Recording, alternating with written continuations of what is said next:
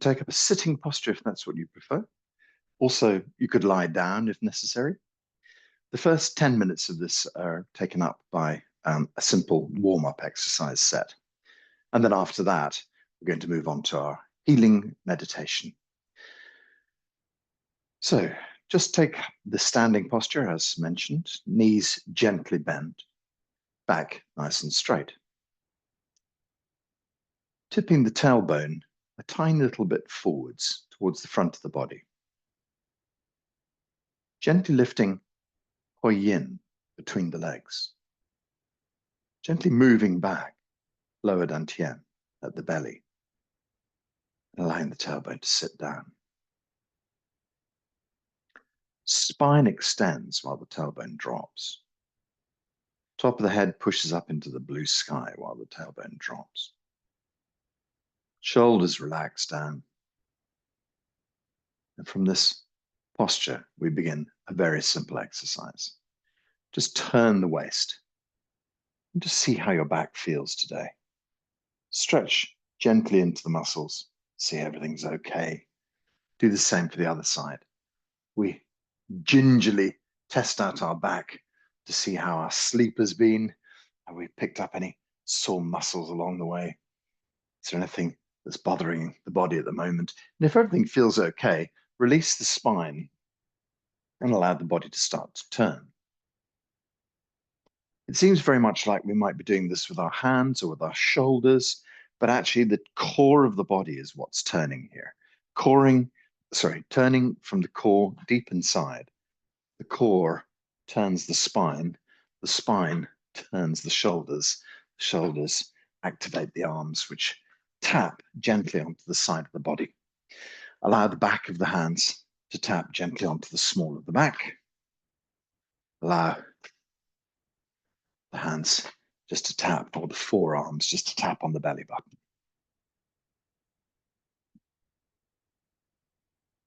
We do this exercise at the beginning of every class I teach. This specific exercise was the first Qigong exercise that I ever learned. Who knows how long ago that was? When did I first discover? Could have been 33 years ago, 35 years ago, I'm not really quite sure. Reading a book by Daniel Reed, which was just called Qigong. And I read all the way through it. It has an awful lot about Chinese culture and Chinese medicine and the ideas behind Qigong. And it was only when I got to the end that I discovered there were some exercises there. So I started doing those exercises. And I found that they actually changed my life. And this was the first exercise. So I used to do this every morning. I still do every morning. And yeah, it stuck with me, as I say, for 35 years. I like the way that it releases the spine. We have this nice rotation of the spine. And I think that keeping that going is a very important thing, just to massage the discs that sit between the vertebrae. So I think from a muscular skeletal level, it just opens and stretches out all the muscles. I remember my mum, bless her, she once sort of said to me, oh, I was just turning to get something from a cupboard. I pulled the muscles in my back, and she had months of pain with that. And in fact, it must have been a family thing, because I remember my grandmother, who was unable to actually hear you unless she turned around to look at you, because her whole spine was so sort of locked that she had to sort of shuffle around on her feet to look at you, rather than being able to turn her neck or her shoulders or her back. So I think that's probably a very valid idea, is just to keep the spine moving like this. And of course, the next couple of exercises, we stretch and bend the spine. And then after that, we're going to go sideways bends as well. And I think that general spinal health, very good from a musculoskeletal level. But we're also working on a deeper level. We're working away with the chi level of our bodies. We're just starting to get that moving around the body. So you find that what tends to happen is that when we sleep, the chi kind of gets stuck, if you like, in the larger muscles in the body. It pools. big pools of chi in the back of your thighs, and the back of your arms. And so this exercise just helps to get those moving as well. All sorts of nice functions. The tap of your hand on the side of the body, the thump of your arm on the back and on the front sends a lovely vibration rippling through the body.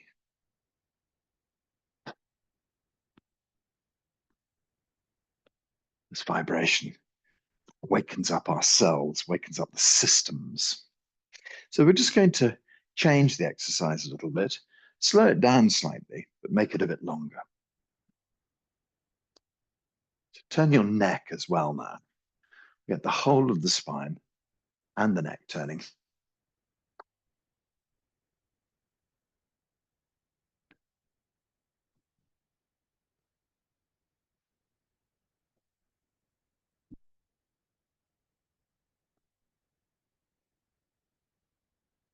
Long opening turns. Let the spine really gently open. Use the neck as well. If this exercise makes you feel dizzy because you're too much in your head, move your mind into your belly. Think about the belly moving left. Think about it moving right. Follow the movements, the core of your body, by thinking about the core of your body. If you're still feeling dizzy, think about your toes. Put your mind into the tip of each toe and allow it to press individual toes gently against the floor. Feel each toe and then press it. Feel and press, and work all the way along the toes till you get to the little toe and feel and press that. Feel the ball of your foot and root that deep into the ground. What we're using here is a principle called 𝐬𝐥𝐿, where the mind goes, the chi flows. And so if your mind is up in your head and you're thinking about shopping and you're thinking about blah, blah, blah, blah, busy head, things going on, then that's where the chi is going to gather. And that's what makes you feel dizzy. But if we're thinking about the belly, we're residing inside our body, the chi stays balanced in the core of us. If we really have got out of balance and we're feeling really lightheaded, then moving the attention down to the toes for a little while really does change the balance of chi in the body. So we have this rebalancing effect that we can bring about if we feel lightheaded. But 𝐬𝐿-𝐡𝐞𝐥𝐟 speaks of something bigger. It is the way that we bring about healing in our body. And so if you're walking along and you bang your elbow against a door as you're going through, you immediately look at your elbow and you rub your elbow and you stare at the point where it's been hit, or your knee, and you rub it furiously. And what you're doing there is you're bringing all the attention of your body to the point that you've just hit. Your mind focuses deep into the part of the body that's been hurt. And in so doing, you're unwittingly instructing the chi to flow there. And of course, as this surge of chi goes down to the injured part of the body, then chi goes, and where the chi flows, the blood flows. Where the blood flows, all our nutrients flow. So there's a knock-on effect. We put our mind in the injured part of the body, and then all of the resources of the body are focused on healing that. The energy moves there, the blood moves there, etc., etc. Oxygen and nutrients, and then the healing process starts. So this is how we also do healing inside our bodies. We focus on a part of our body which a doctor has said to us is not working too well. We've been gone to the hospital and something's turned up and the doctor says, yes, we'll have to work on this. So you can work on it. You put your mind in it. But what's more important is to find a healing image. So we think about a liver that's not working well. We bring our focus to the liver, we're tapping on the liver, we're moving the liver, that's all very well. But also you could go to Google and you could have a look for an image of a healthy liver. You could get very scientific about it if you wanted and find out, how does the liver function? Watch YouTube. There'll be some animated video about how the liver functions and what the moving parts are. Not many moving parts, but if you know what I mean. How the flow of energy goes through it, how the flow of blood goes through it, what it looks like when it's healthy. And then you can sit in your quieter moments and focus on it and just project these images of a super healthy liver deep inside your liver. Think about my liver, perfect, working, everything flowing well, blood and chi flowing well. This perfect pink liver. And, we hear about sort of, I don't know, scars and whatever they talk about on livers. Can't really bring to mind. But you can think about, smooth and perfect and everything flowing and open. All the, I was going to say, canals, cannulas. Anyway, I've forgotten all my liver terminology from biology. Open and working well. Yeah, I can't quite find the word. Never mind. Yeah, and so we can just think about healing ourselves in a positive way, but also using positive imagery. Okay, so let this whole exercise slow gently down, slow gently down, slow gently down. Oof, come to a stop. Let's gather chi. So this exercise is about balancing as well. Draw a ball of chi up above your head, pour that ball of chi down through your body, flow the chi from your head deep into your chest, deep into your belly. And then just release the hands, and the chi flows back down into the earth. Lift up and gather, and pour. Draw the chi down deep into your belly. Allow it to flow on down your legs, deep into the earth. Lift and gather, and gently pour. Can you draw this chi deep into the core of you? Hold it there for just a moment, and then release the hands. And the chi flows on down back into the earth. Okay, so now we do our forward and back bends to complement that. So the idea is, having rotated the spine, now we bend it forward and backwards. Just do the lifting again, just lift up, stretch up.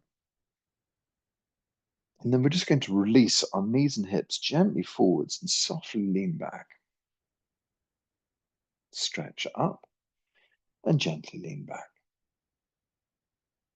Stretch up and gently lean back. Stretch up and gently lean back. Good. Stretch up into the blue sky. Now we coordinate our arms and our ears here and just work over the top of the neck. So it's just the nape of the neck that bends here. The body stays straight. And when the nape of the neck is bent, we then arch into the upper back, arch into the middle back, arch into the lower back. Let the body slowly hang down to wherever it will naturally go to. No contest here. Just go to wherever your body fancies going today. No problems. Keep the knees bent. Back of the neck is soft and relaxed. Don't lift the head up. Let the head relax down. Okay, so in this posture here, we can just imagine our foot split into 4 pieces. Gently extend down towards the tips of your toes.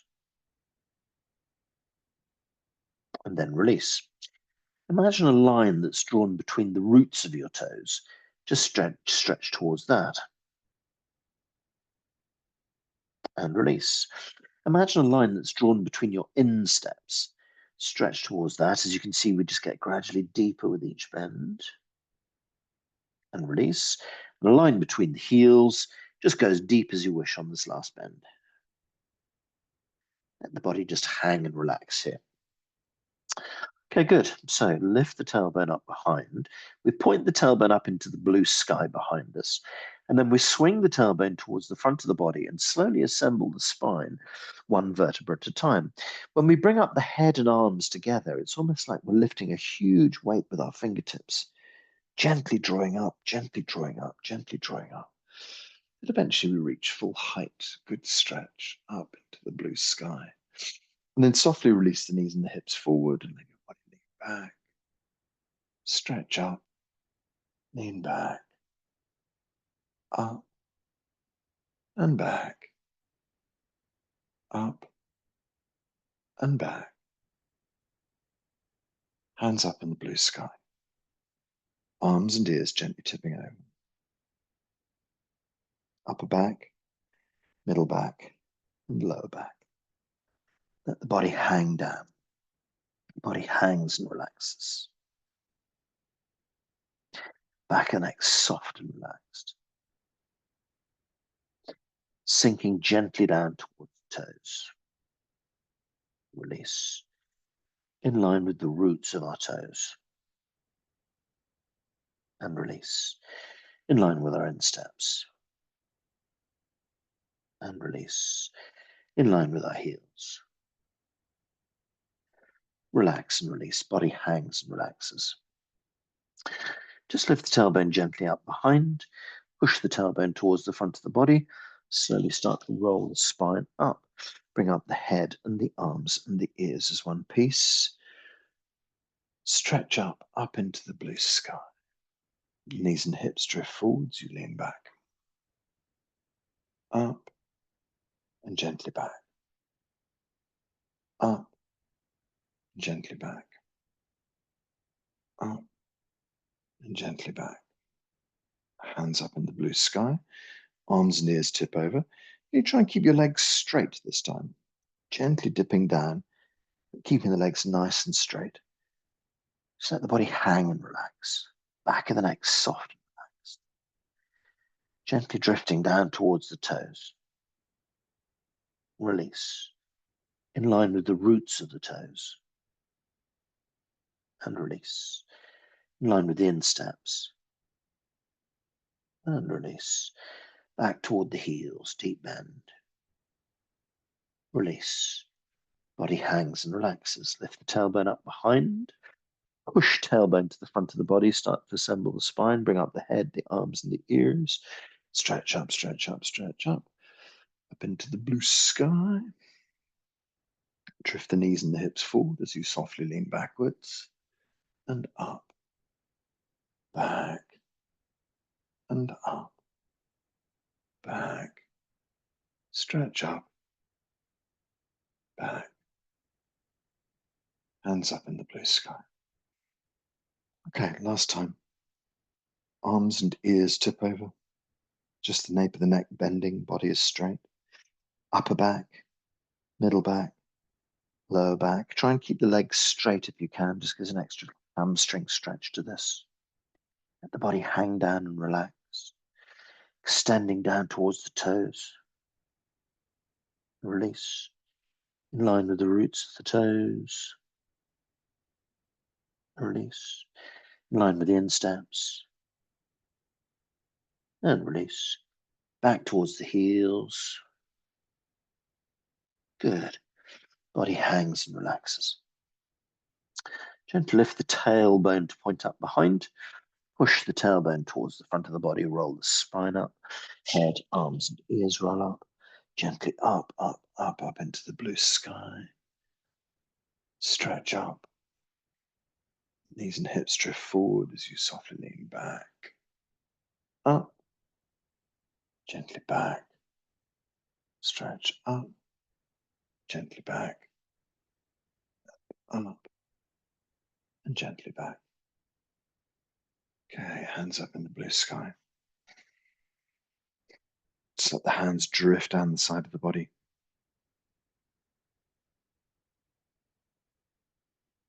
Gather some chi. So we plug the hands into the earth. We lift up a ball of chi. We gently pour it down through our bodies. So I often imagine the kind of idea of washing anything that the body doesn't need out of the body, down to the belly, and then down the legs into the earth. But we must also remember that we're filling the body up as well with fresh chi. And so there's this dual action. Sounds like an advert, doesn't it?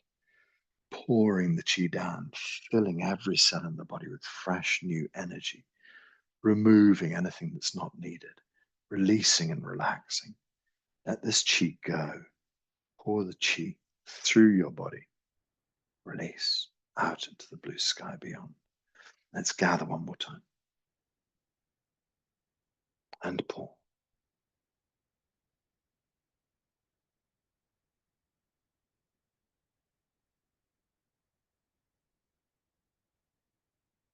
Okay, now for some side bends. Draw the right hand up into the blue sky. Take a nice breath in. Head off to the left-hand side and breathe out gently. Soft breath in. Stretch left. Breathing in. Stretch left. Breathing in. Stretch left. Breathing in. Stretch left. Breathe in, lift the right hand up. So you breathe out, swap hands over. Breathe in, lift up. Breathe out, head across to your right. Gentle breath in. Head right. Breathing in. Right. Breathing in. Head right. Once more. Right. Okay, good. So lift up the left hand. Do one more for each side. As you breathe out, swap the hands over. Lift up the right hand. Exhale across to the left. Breathe in. Go left. Breathe in. Exhale left. Breathe in. Go left. Breathe in. Go left. In breath. Out breath, swap hands over. Breathe in. And head right. Gentle breath in. Go right. Gentle breath in. Stretch right. Breathe in. Go right. Breathe in. Go right. In breath. Lift both hands up in the air. As an out breath, drift the hands down.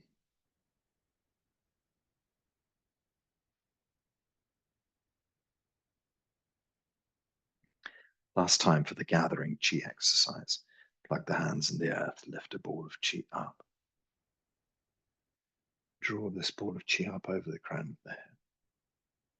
Or chi down. Draw the chi down. Move the chi down. Focus chi deep into your belly. Release the hands and allow the chi to pour down your legs. Gather up. And pour down.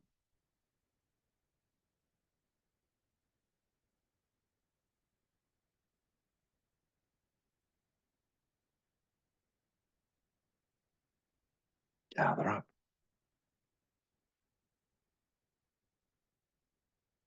And pour down. Draw the chi down. Focus the chi down deep into the belly. Once more. Lift and gather.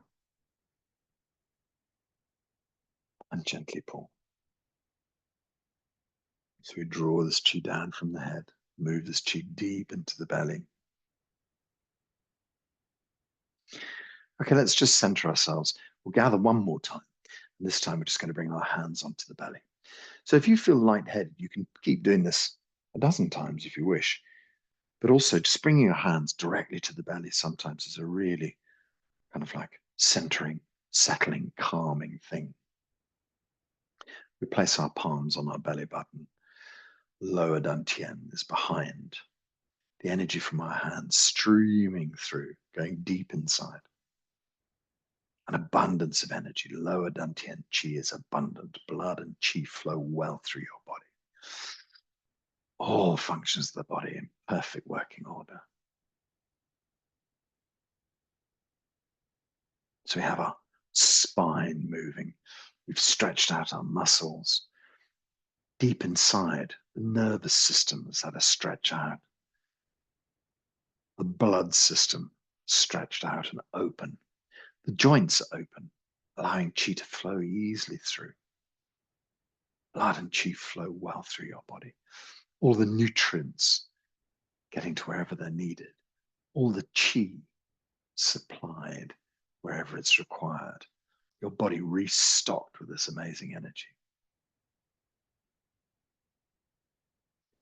So now we settle down. Try and quieten the mind too. So Dr. Pang suggests that we use his poem, 8 Phrases of Qi. He wrote this poem to try and kind of encapsulate everything that, every idea that he has in 𝐬𝐤 qigong, or how 𝐬𝐤 qigong fits into the universe, let's say.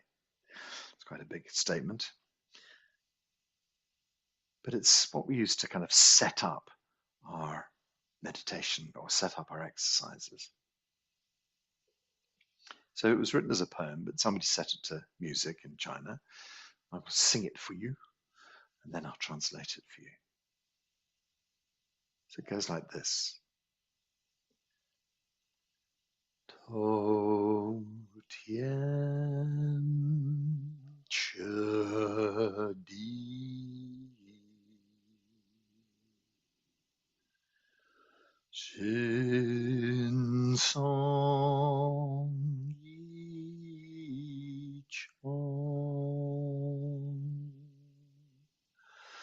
Wai Jiang De Jiang Xing Zhong Mao Gong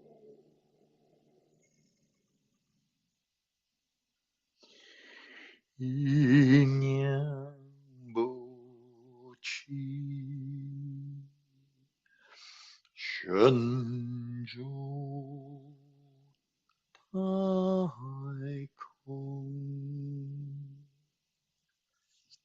Shen Yi Jiao Ti Jiao Shen Rong Rong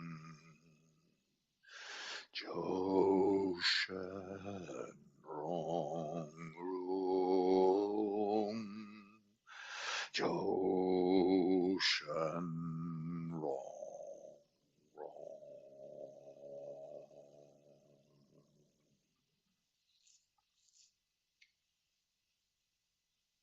We repeat the last line 3 times to emphasize it. Jiao Shen Rong Rong. Allow the whole body to harmonize in the qi field. So everything else is about building up to this idea of harmonizing your body in the qi field.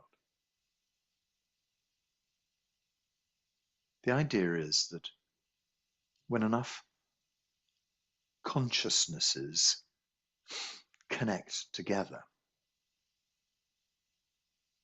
I don't for a moment suggest that consciousness is disconnected, but when we bring the focus of our consciousness, all of us, together on this one idea of harmonizing in the 𝐬𝐤 qigong qi field, then in the same way as 𝐸 qi we've directed our minds through our body to make qi flow to a certain part. Now we're connecting our minds together in the qi field. That happens with millions of people around the globe. So at one stage, back in the year 2000, there were reckoned to be anywhere between 50 and 100 million people doing 𝐬𝐤 Qigong. Mostly in the East, of course. Not terribly well known in the West at that stage. Become less popular in China because of the government attitude towards Qigong. But a lot of people still do Qigong on their own. I've met thousands of people who gather together, and thousands of people who do it privately at home. There's now a vast quantity of people across Europe who do 𝐬𝐤 Qigong. In Mexico, they're hoping to have several million people by 2025. All of these people do the same thing as you're doing, connecting yourself into the chi field, feeling our universal connection. When we feel this universal connection, when we are connected like this, it becomes a greater mind, a greater Qigong mind. Like tuning into a radio station. One that comes to mind is the BBC World Service, which is available all over the world.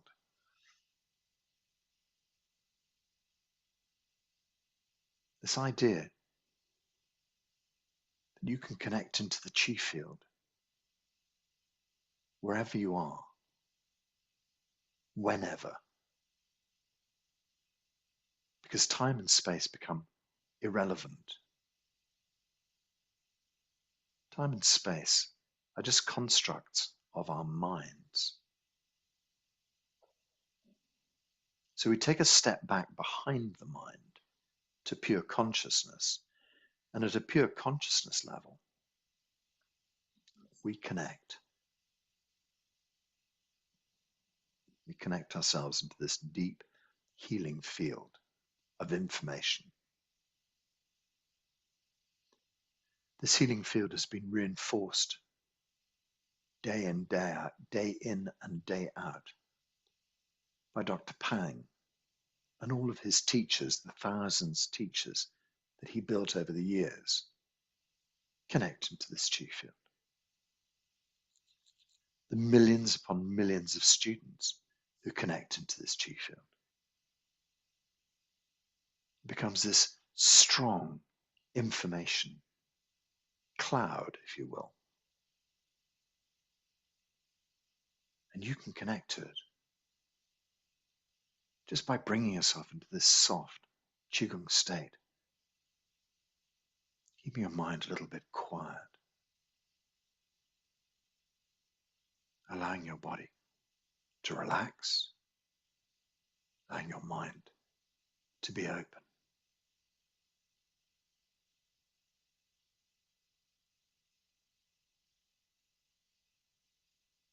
So the whole of Dr. Pang's poem talks about feeling your connection out into the earth below, the heavens above. Feeling your connection out into nature around you. When you're connected to nature, when you're connected to the chi field of the universe, it's impossible to be stuck in your problems. Your problems become tiny. You become woven into the network of everything there is. We let our whole body relax. We've just done some exercises. Now when we stop, the body can soften and relax. Take it easy.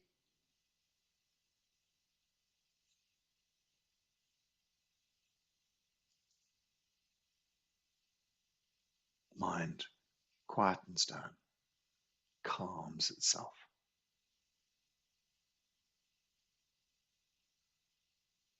When we get to this stage of allowing our body just to dissolve into the chi field, it's no longer clear what's inside, what's outside, where we interface with the world. We just gently dissolve into that. become very quiet inside, very quiet outside.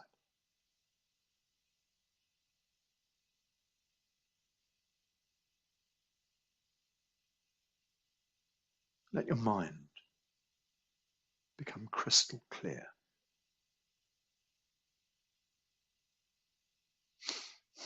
The image is a beautiful, clear mountain lake with clear rainwater, reflecting the clear blue sky.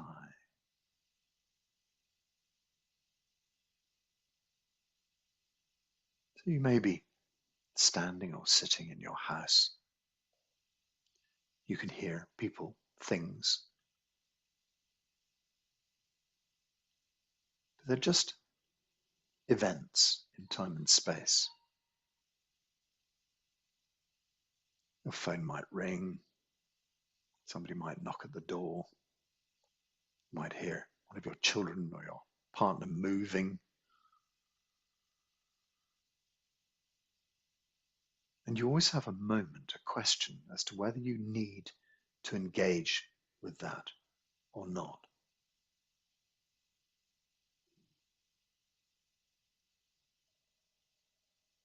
So you can just allow those outside influences just to be and not to get carried away by them.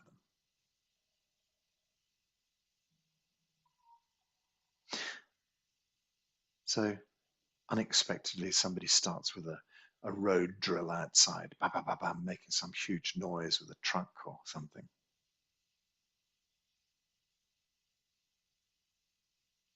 Have they come there to purposefully upset your balance? The answer is very, very likely no, they haven't. They're just doing what they're doing. So that's just an external event. It's how you react to that external event that's important. You hear the noise going in the background. And you have a choice to think, oh God, there's always so much noise here. Rah, rah, rah, rah, rah. And off you go on a little story, feeling angry, feeling cross. And that has taken you away from your meditation moment. Or alternatively, you hear the noise and think, oh, it's just noise. Dog barking, seagull crying, baby next door crying. They're all just events. They're just occurrences. The world doing the world. You have a choice in every one of those moments to follow it or not. You have a choice in every moment about how you choose to react to it. Do you wish to be upset about it again? Or this time, could you just let it flow past you? You become an island of calm in the middle of the river. The world flowing by in all of its noisiness. You sitting quiet in the middle.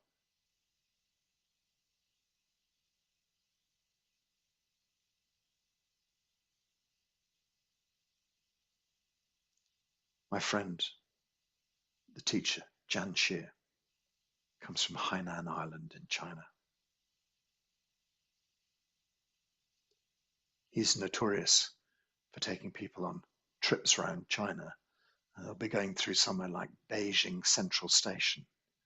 And then he'll say, okay, we've got half an hour for the train. Everybody sit down and meditate. The idea is that if you can meditate in the center of Beijing Station with all of it going on, then your practice is very strong. It's good. Not to be taken away by the sights and the smells and the sounds. Can you draw yourself back inside? Can you hold yourself steady while the world floods around you? Can you choose not to be upset? Every moment is a choice. Every comment that somebody makes to you, it's a choice. Every piece of news you hear, every thing you see, you have a choice about how to respond to that.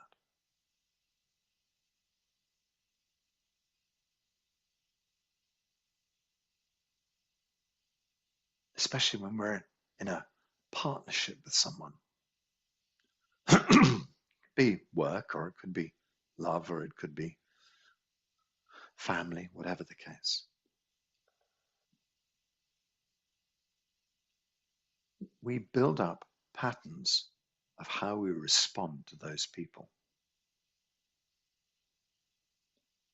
You always say this, I always say that.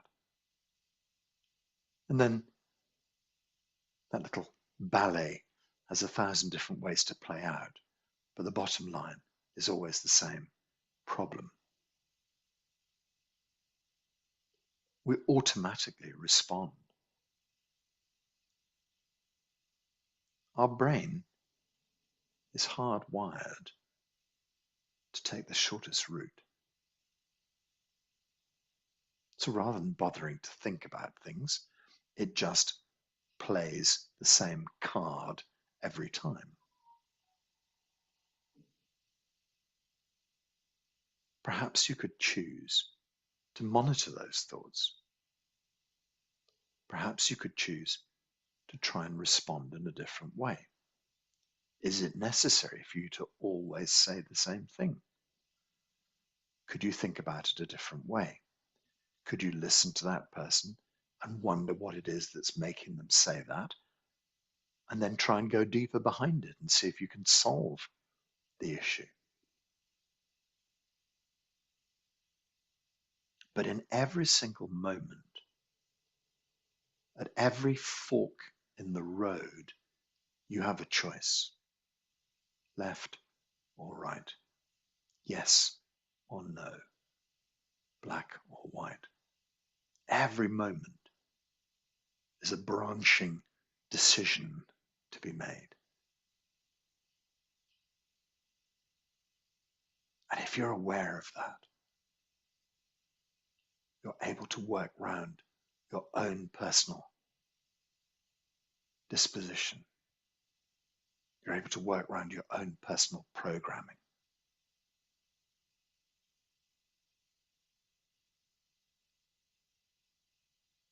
So Dr. Pang asks us just to quieten the mind down, to set it aside, to try and set aside the patterns. You are this beautiful, functioning, perfect chi being.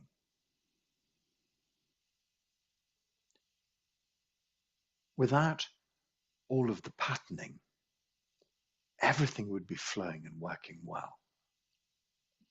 But we've developed this extraordinary ability, this incredibly powerful mind. It gives us the most wondrous creativity. It can be a blessing as well as a curse. You can create the most astonishing things in the world. You can also create hell right here on earth.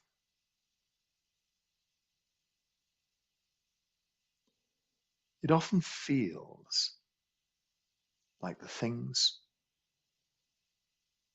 that are causing problems for us are other people's faults.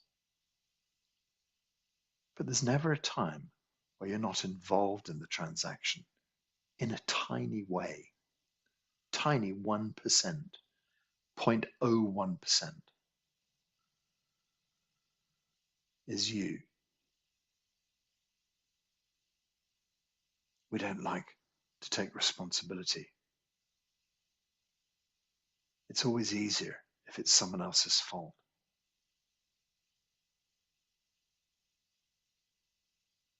But in every single problem, you've opened the door a tiny crack and allowed the most minute idea in. And as soon as we open that possibility, problems can come flooding to us. So it's one of the most difficult things is to take responsibility for some of the things that are going on in our lives, some of the difficult things, accepting that we might have had something to do with it, allowing it in some extraordinary way. Why would I allow myself to get ill? Why would I allow that? Why would anybody allow that? Somewhere deep in the background, there's a story there. I wasn't happy as a child. I was in an unhappy marriage.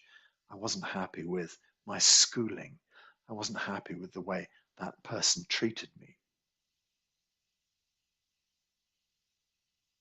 That little bit of unhappiness.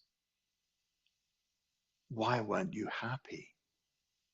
Because things weren't running the way you had been told they would, or that you had hoped they would. So a little expectation of some sort set up by a grandfather, a father, a mother, an auntie, some little expectation in the past hasn't been met. And then suddenly you're upset. Some expectation that you've got from a Disney film as a child, from a storybook, from a grandmother, hasn't been met.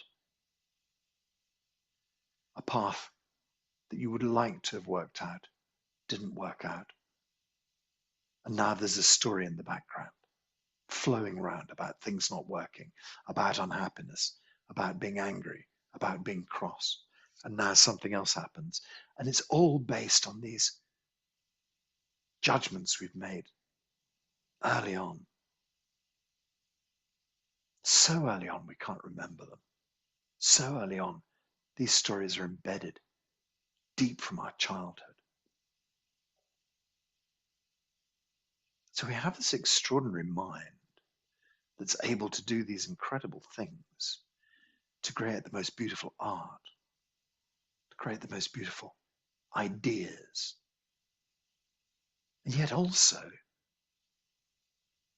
it can create the most beautiful problems.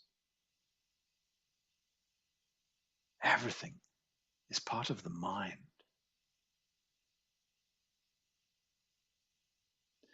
So in its simplified form,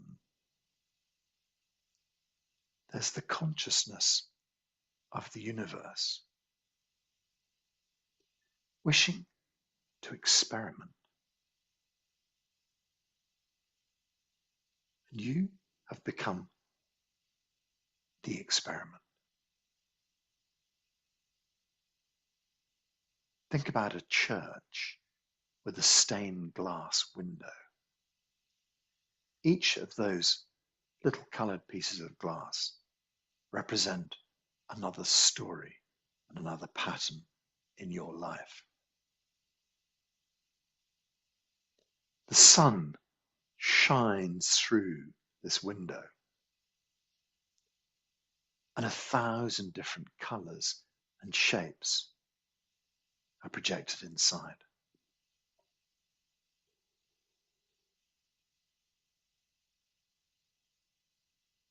Think about, here's a cultural reference, Dark Side of the Moon by Pink Floyd, if you know that record. There's the famous experiment where you take a triangle of crystal and you put the sun through it, and out comes all the colors of the rainbow at the other side.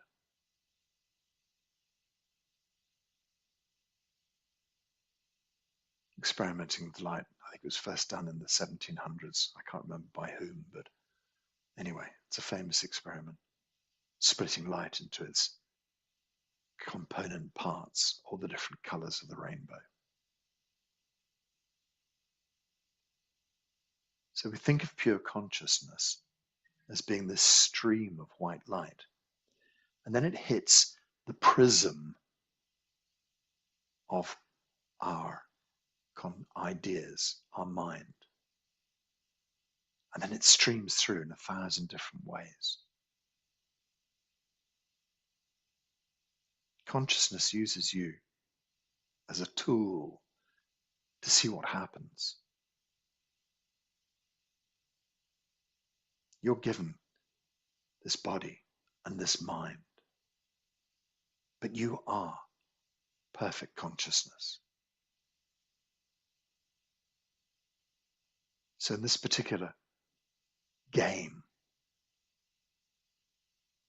you have a set of filters, your colored glass,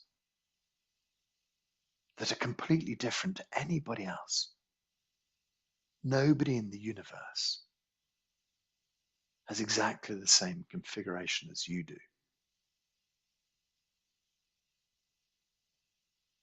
The ancient Chinese tried to make sense of it through astrology, the alignments of the planets, by describing the strength of your parents, the times of their birth, the times of their health, the type of their health, the alignment of the sun, the moon, all of these millions of factors, the split second of your conception.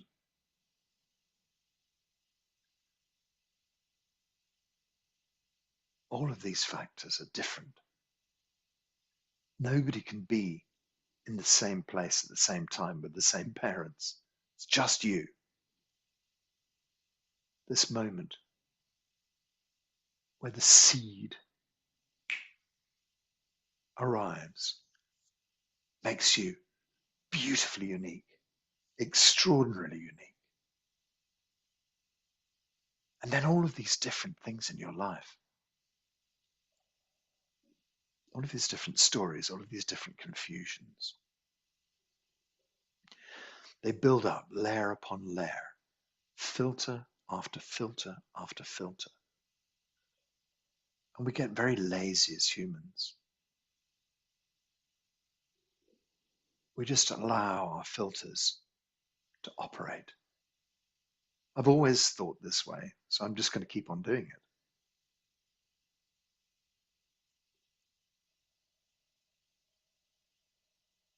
You've always thought about someone from a different country and what they're like.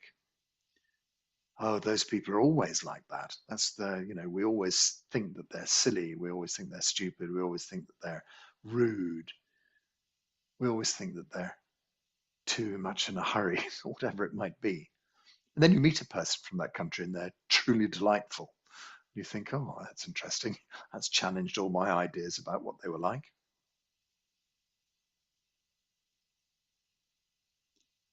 Terribly easy just to allow stereotypes to run through. All the people of this religion are, violent or bad. All the people of this religion are go against everything I believe. And then you meet one of them and you marry them. You think, oh, well, I was wrong about that. And we start to realize that the brain just wants to take shortcuts. It doesn't want to have to do too much thinking.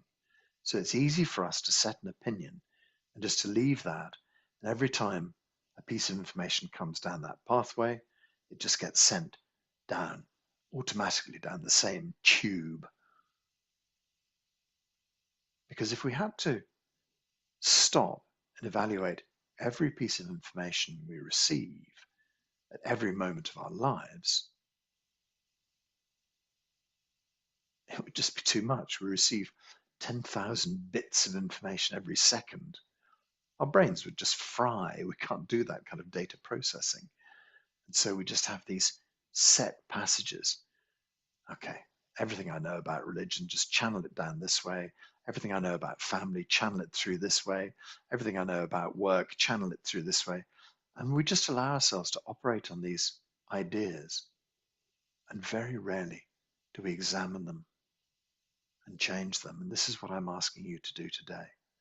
I'm asking you to just set aside all of these ideas. See them for what they are. Your mind. So let's take it further. You start to read a book about Hinduism, and you find the Hindus believe in reincarnation, that we have this whole karmic debt to pay. And then when we die, we'll come back as a dog if we've done badly. We'll come back as a saint if we've done well. We've got this constant game to play. So now you have a whole setup of ideas. Is that possible? Christianity tells us when you're dead, you're dead. You know, when Buddhism tells us something else, Taoism, whatever. And you start to have all these different ideas. But all of those are just that. They're ideas, they're filters that you have created in your mind. You go to a medium and they talk to your dead relatives for you. Ah, right, okay, so my relatives, I can speak to them now. That's a construct of your mind, a construct of your medium's mind. On one level, it may be true. In some energetic part of this game, perhaps we can still find the information of other beings. Sure, why not? But it's still within our mind.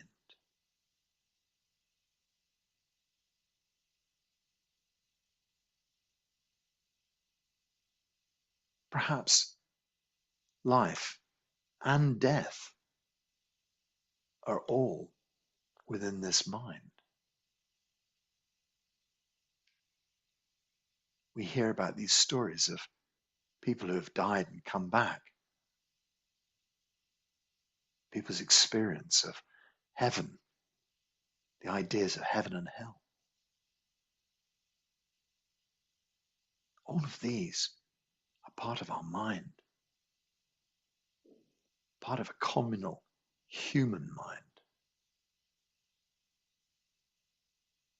Beyond that is our consciousness.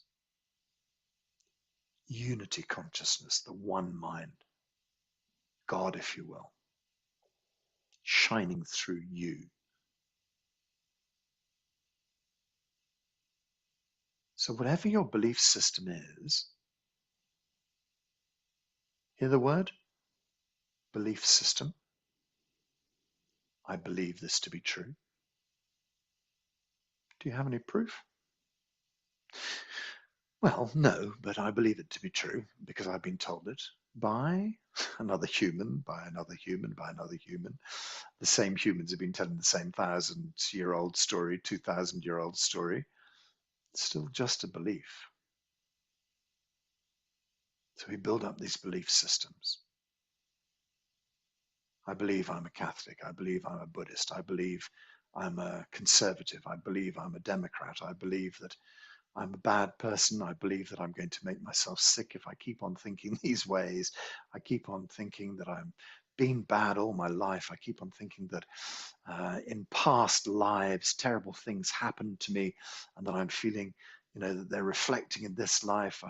All of these beliefs are part of the construction of the brain. Just an extraordinarily complex movie that we build up during our lives. Some of those beliefs will be absolutely right. Some will be absolutely wrong. But in the ethereal world of our mind, all of those things are possible and plausible. But they are still part of our mind. It's an incredibly complex tool. It can create vast universes and lifetimes and make them very real.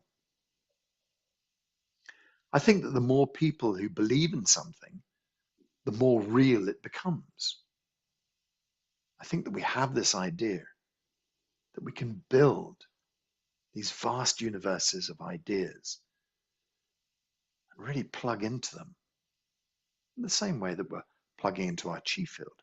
You can plug into a field of 50, 100 million people who believe the same thing as you.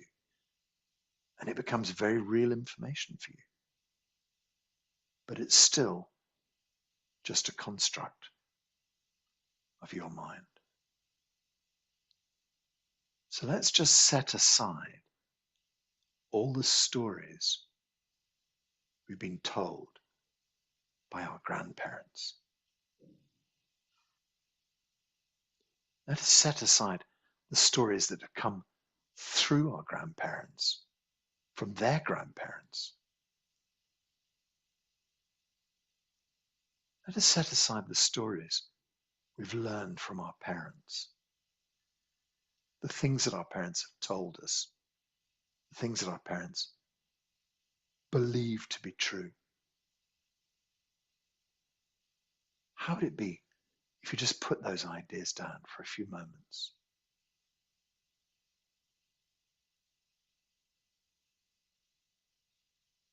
All of the belief systems from religion, how would it be if you just put those aside just for a few moments? Switch off all of those filters. How would it be if we just took all of the knowledge we'd learned at school and all the experiences from our schooling and just switched it off for a moment?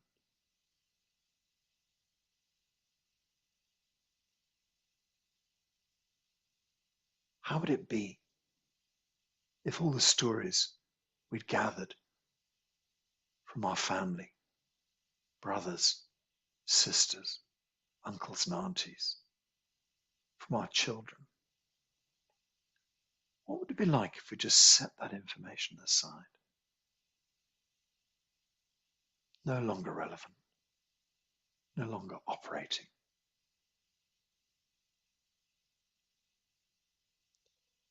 What would it be like if you just put down all of the ideas of your work? So we create for ourselves a very complex persona of value. I have to be of value to the outside world. Therefore, I build up all this knowledge inside me. Or I build up my body in this way that will be pleasing to the world.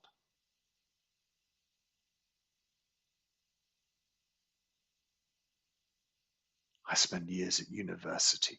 I spend years working to build this persona so that I might earn money, so that I might be acceptable to other people. We take all of that knowledge, experience, and set it aside. We set ourselves free of the stress that it's taken to build that persona.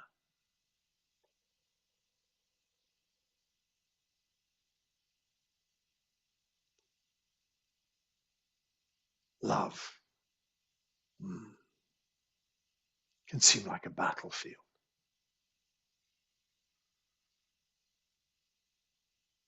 It can be the best place. It can be the worst place.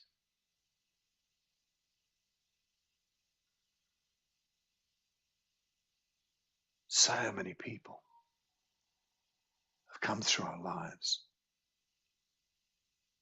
have marked them for better or for worse.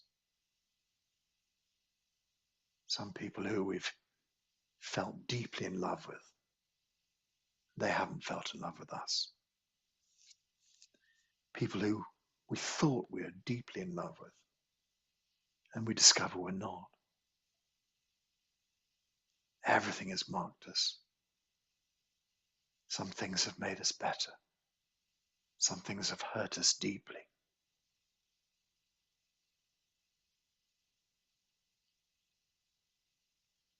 From our grandparents and our parents, love that we received or didn't receive. From our family or our children, love that we received or didn't receive. From our lovers and our friends. Sometimes we have this unrealistic judgment about what we hope, what we think we deserve, and that nobody ever meets it.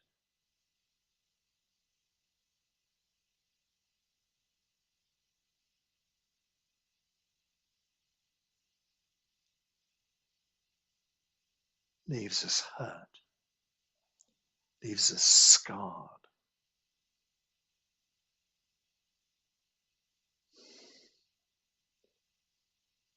Can you put that down just for a little while?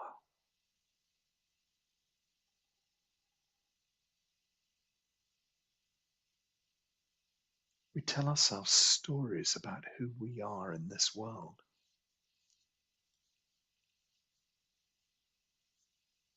We tell ourselves these deep stories about who we are.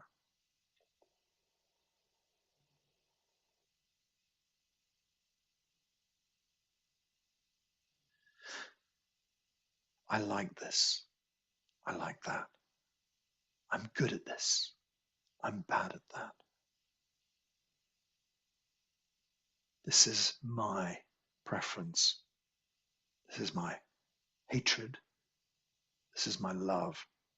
This is my joy. This is my anger. This is my worry. This is my fear. Deep at the bottom of them all, this is my fear. What about we gently set those aside?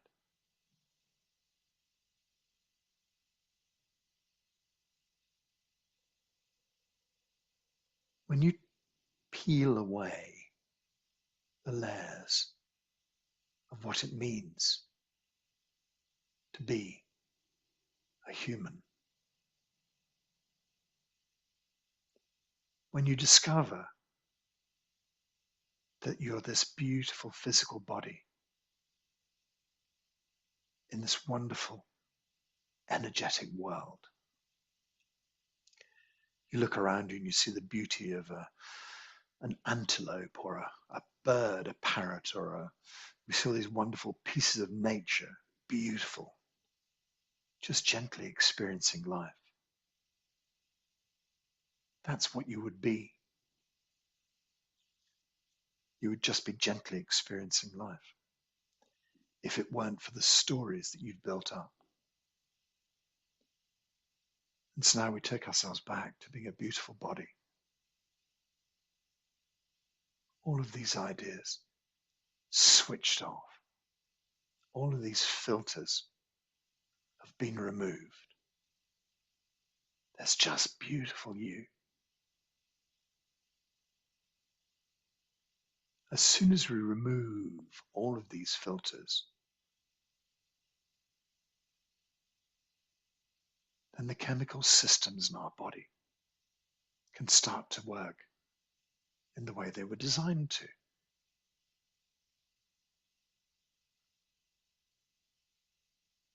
Your kidneys, blood and qi flowing well. In Chinese medicine, the kidneys are the home of fear. I'm scared I haven't got enough money. I'm scared my lover will leave me. I'm scared I'll be thrown out of my house. I'm scared I won't be able to make any more money. I'm scared that, oh dear, and then eventually I'm scared I'm going to die. All of those fears pulse through your kidneys and they stop your kidneys from operating properly. Anger inside the liver. I'm angry at Donald Trump. I'm angry at the war. I'm angry at my partner. I'm angry at my children. I'm angry at my father who died without saying goodbye. I'm angry at, and then, I'm angry. All of that anger courses through your liver, changing the chemical function, changing the way your body operates. Spleen and pancreas.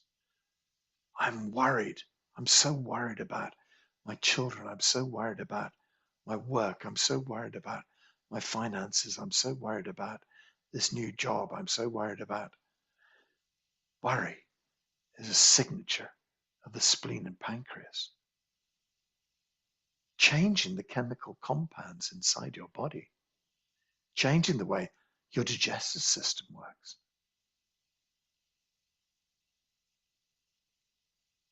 lungs. I feel so guilty. I feel so guilty about doing that to that person. I feel so guilty about saying that. I feel the grief of having lost my parents. I'm so sad that my life has gone this way. I'm so ashamed of the things that I did. I feel this deep sorrow inside my life. Sadness, shame, sorrow, guilt, grief reside deep inside the lungs. These emotions, if we allow them, change the chemical signature of your lungs. Suddenly, different chemicals are pouring through your body because of the filters of sadness and sorrow, guilt and grief, shame. Change the chemical values of the chemicals being created by your lungs. The heart, anxiety. I'm always anxious. This deep anxiety about life. Imposter syndrome. Anxiety is a heart story, but also love. A double-edged sword. We want love. We can be hurt by love. These change the chemical signatures of the heart. So when we allow all of these emotions to affect our bodies, then our bodies start to change. Every moment, a new chemical is being produced. No longer a positive chemical. Now we're thinking about toxins, toxins that flood through the body. Why? Just because of our thoughts, just because of our judgments. I like that, I don't like that. I love him, I don't love him. I worry about this, maybe you don't. I fear this, maybe you shouldn't. I'm angry about this, stop it. As soon as we start to change the way we think about things, we start to change the chemical compounds in our body. As soon as the chemical compounds in our body start to change, our body starts to heal. As soon as we start to heal our bodies, we can start to feel that blossoming of wellness deep inside us. Things start to change and shift. You can start to heal your body. So take yourself away from those judgments. Try to look at the patterns. See if you can't change your feeling. Change the way you think about things. Change your reactions. If you get in control of this chemical factor inside your body, everything can change. Everything can heal. You can heal your body just by healing your thoughts. One of the ways we do it is just to stay in silence and allow all of those thoughts to gently dissolve for a while. Leave ourselves in this beautiful, quiet space. And as soon as we hit that quiet space, the body starts to heal.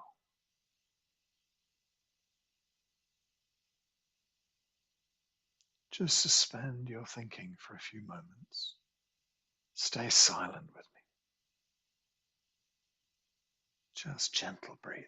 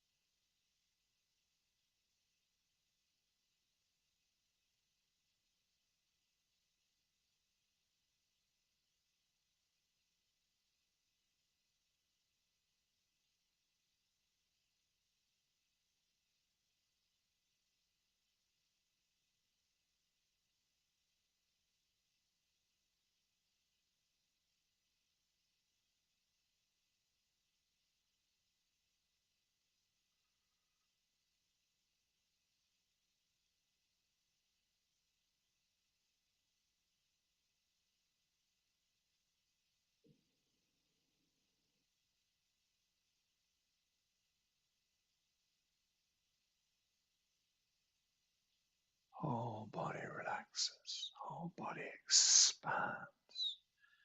Feel the blue sky beyond. Feel the vastness of the universe.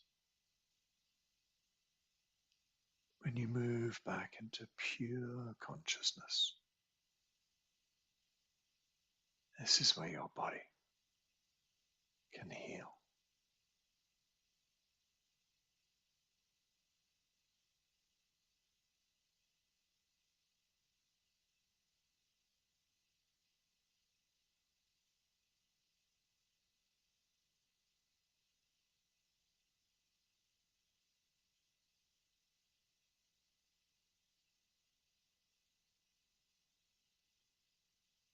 We can gently open our mind out into the universe.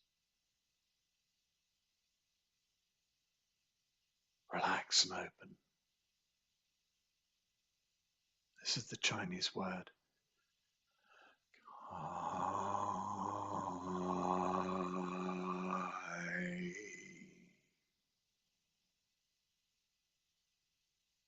Kai. Let's just soften, relax,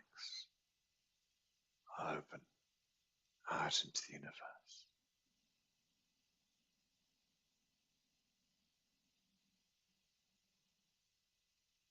You move beyond all of the old stories.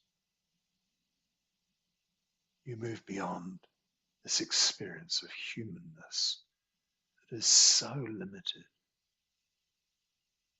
Feel yourself truly open out in the universe. The universe is this vast resource of energy. This vast resource of good information.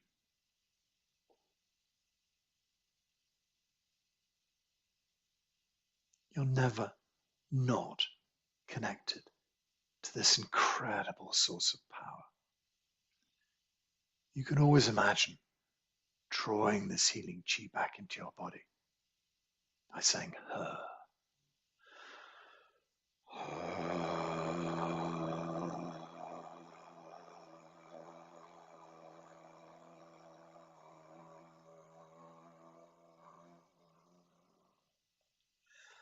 Her is the Chinese word for gather, draw deep, absorb all this amazing healing chi.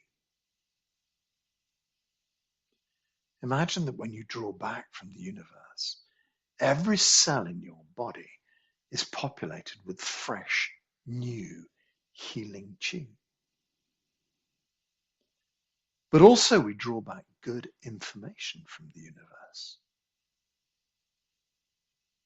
Good information.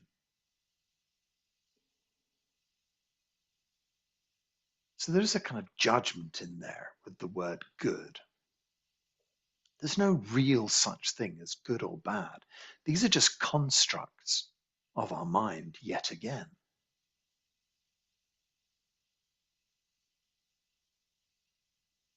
And yet, it seems useful to imagine that we can bring back this incredible healing information and that healing the body is a good thing. Fair enough.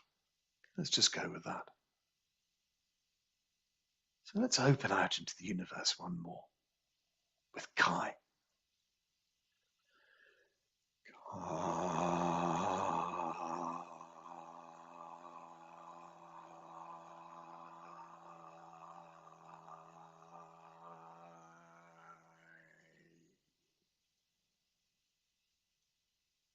Dissolve, let go.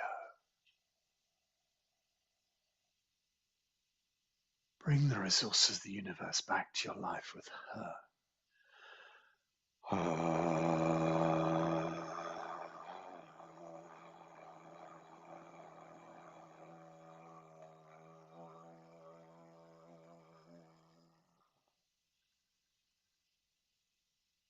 Absorb this information into every cell of your body. Beautiful healing information.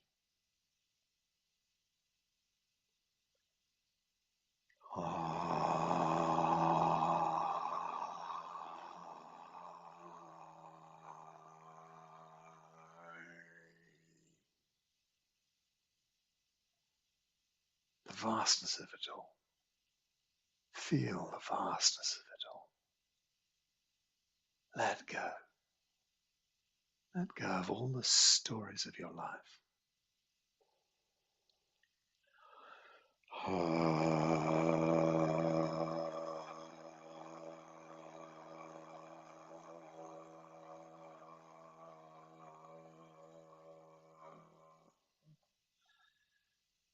Rebuild yourself anew.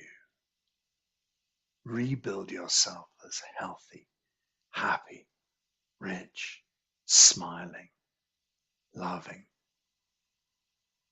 filled with chi.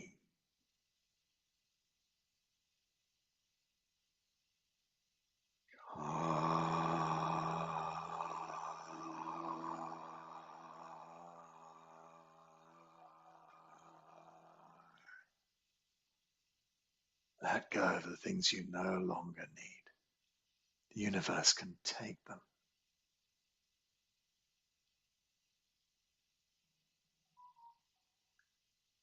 Gather.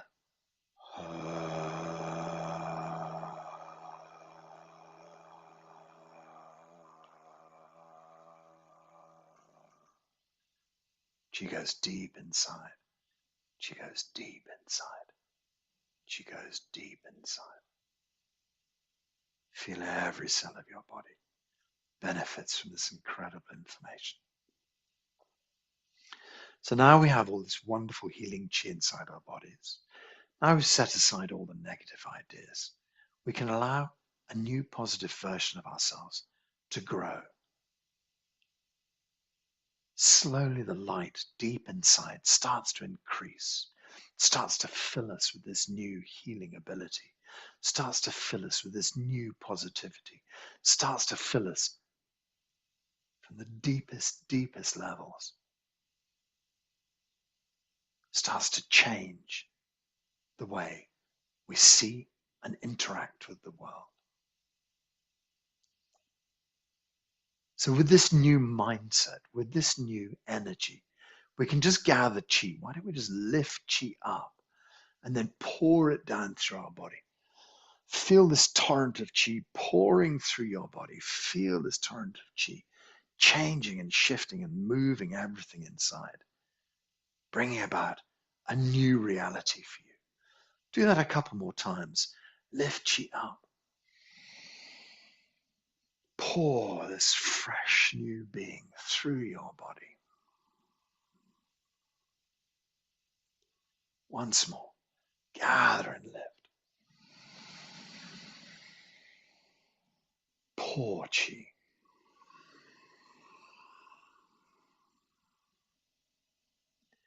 And then we're going to gather the chi to our belly. So lift chi up.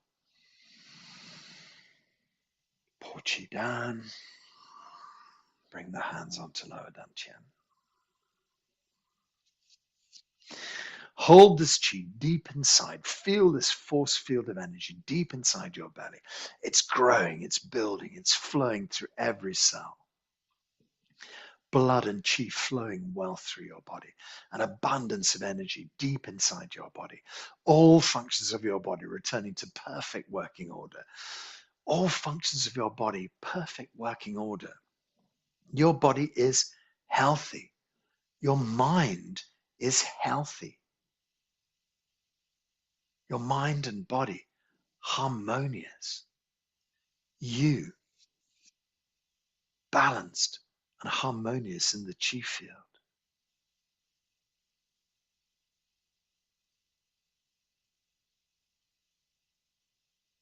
Zhou Shen Rong Rong.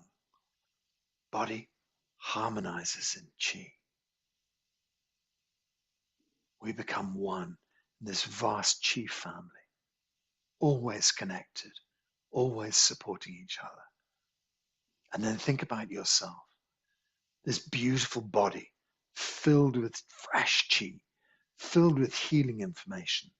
Think about your 𝐬𝐞𝐥𝐟 layer, this layer of energy around your skin, this protective field of qi that keeps you safe. Think about your qi bubble. It's called the qi body. Meter in front, a meter behind, left, right, up and down. This bubble of qi that keeps you safe, but it also connects you appropriately to the outside world. So we see ourselves as these beings of light, filled with qi, every system in the body working well, totally healthy, inside these wonderful fields of energy, safe. All functions of the body, healthy. All functions working well.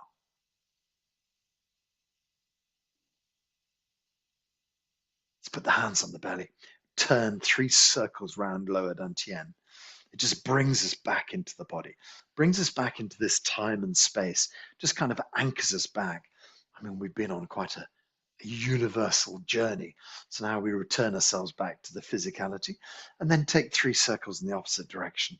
And that does just ground you back into the body, brings you back, holds all the qi deep inside the belly for whenever you might need it. This wonderful store, this wonderful reservoir deep inside you. You always have this to go back to if you need it. See yourself as a being of light inside your shield of energy, safe, happy, everything working well. Put a big smile on your face. Slowly open your eyes. Bring your body back into a bit of movement. Let's just move the hands a bit. Let's just move the feet a bit. Stretch out in any way you feel that your body might need. If you want to do some bending, you can do that. But if you do so, only come up very slowly. Don't rush yourself because you can get very dizzy if you come up too quickly. Just let the body move. So as you know, this video goes on to YouTube. And if you unmute yourself, you'll suddenly appear on the YouTube video for the world to see. So you can stay unmuted. Put your camera on if you wish. But the idea is that we're going to say 𝐬𝐿 together. And so 𝐬𝐿 means good already. It kind of means that everything we've been working for in this last period will come right, will be sorted. 𝐬𝐿 is kind of a stamp saying, yes, it's all sorted. So we put our hands up in the air. I count 1, 2, and then we say 𝐬𝐿. 1, 2, 𝐬𝐿. 1, 2, 𝐬𝐿.